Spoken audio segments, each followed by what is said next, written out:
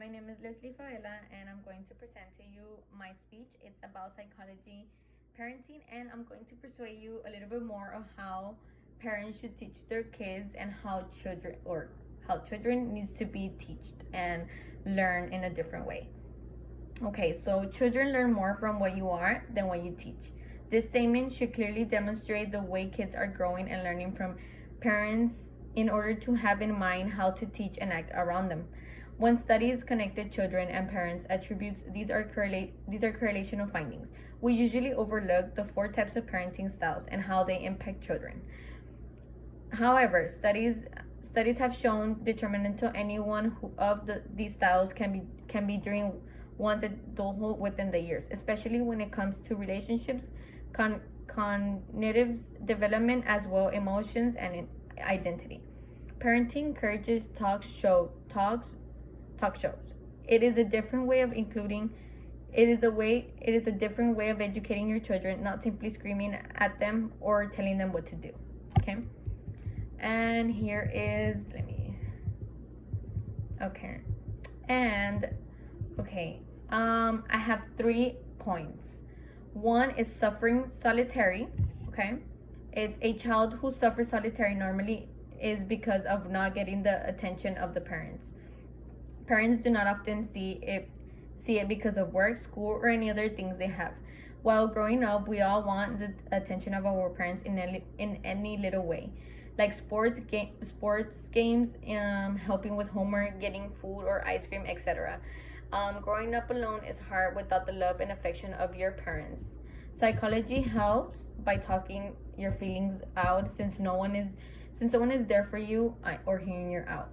Parents trying to give us the best do not see what they're doing wrong. One way to fix this problem is by talking with each other and fixing what is missing in a family. Example.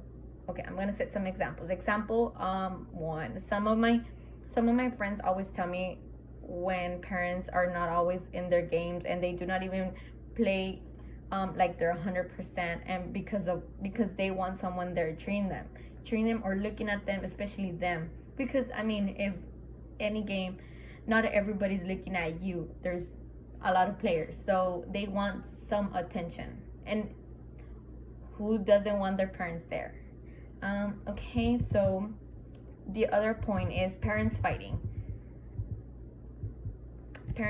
Some parents do not realize the problem they are causing the children. They do things without even thinking about it. Usually some parents fight a lot for many reasons, and without expecting they are fighting in front of their children. Although it is a small fight conversation, it will affect without even noticing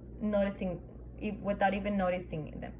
For them, hearing everything causes them to feel guilty, which is wrong. If fighting with their parents, with the partner, or anyone else in the family, a good option will be alone or where the children do not hear, because it could cause a lot of problems.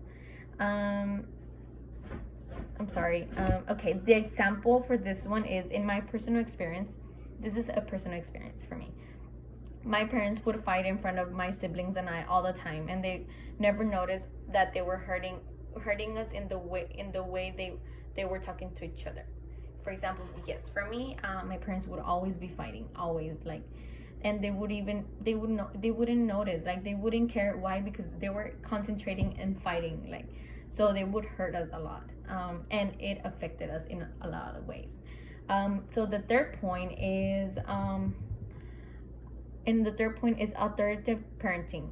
Being an authoritative parent can be hard sometimes for the parents and for the kid, because kids are not being supportive in a loving and caring way.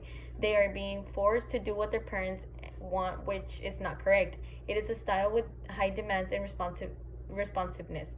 Some setting limits and being very consistent could hurt them in many ways. Example, maybe the parents were treated the same way when they were young, and now they want the same thing with their children, which is wrong, because we're not supposed to be all treated the same. Okay, so growing with Growing up with all these family problems either helps or simply you go into the wrong path. By helping is when you do not want the same in your future, so you try to do everything right or correct. And going down wrong path is getting into drugs or simply just bad things in life. Communicating will always be the main point to have a good life and a good family.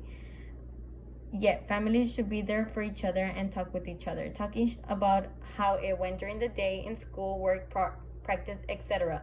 Little details help within the family to be united, not screaming to each other, not demanding, and being patient with each other are great sources to be a good parenting and in exchange good children.